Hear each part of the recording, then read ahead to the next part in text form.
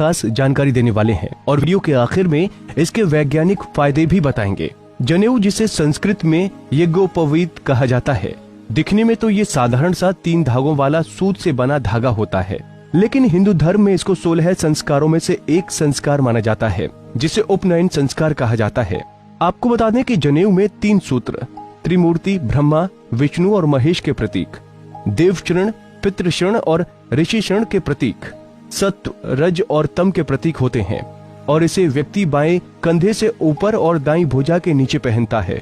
मतलब कि इसे गले में इस तरह डाला जाता है कि वो बाएं कंधे से ऊपर रहे। आपको जानकर हैरानी होगी कि जनेऊ के एक एक तार में 3-3 तार होते हैं, यानी कुल तारों की संख्या 9 होती है।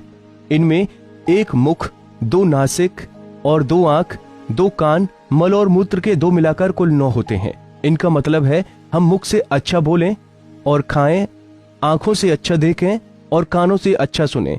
जनेऊ में 5 गांठ लगाई जाती हैं, जो ब्रह्म, धर्म, अधर्म, काम और मोक्ष का प्रतीक है। ये 5 यज्ञों, 5 ज्ञानेंद्रियों और 5 कर्मों के भी प्रतीक हैं।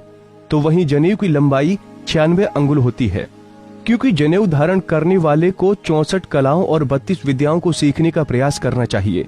वैसे तो सही मायने में बच्चा जब 8 साल का हो तभी जनेऊ पहना देना चाहिए, उसके बाद ही शिक्षा शुरू करानी चाहिए।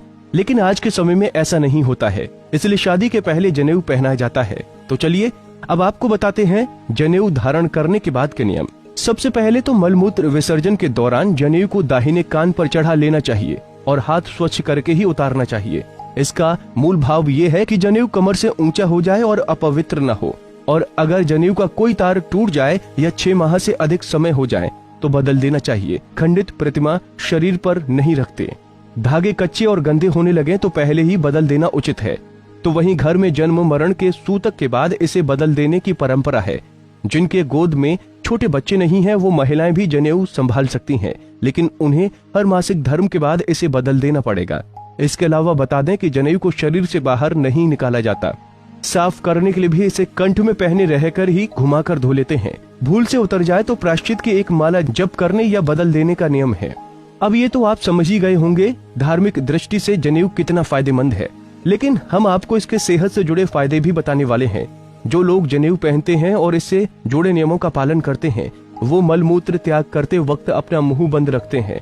इसकी आदत पड़ जाने के बाद लोग बड़ी आसानी से गंदे स्थानों पर पाए जाने वाले जीवाणुओं और कीटाणुओं के प्रकोप से बच जाते हैं। जनेऊ को कान के ऊपर कसकर लपेटने का नियम है। ऐसा करने से कान के पास से गुजरने वाली उन नसों पर भी दबाव पड़ता है जिनका संबंध सीधे आंतों से है। इन नसों पर दबाव पड़ने से कब्ज की शिकायत नहीं होती है। पेट साफ होने पर शरीर और मन दोनों ही सेहतमंद रहते हैं। तो वहीं रिसर्च में मेडिकल साइंस ने भी पाया है कि जनेऊ पहनने वालों को हृदय रोग और ब्लड प्रेशर की आशंका अन्य लोगों के मुकाबले कम होती है।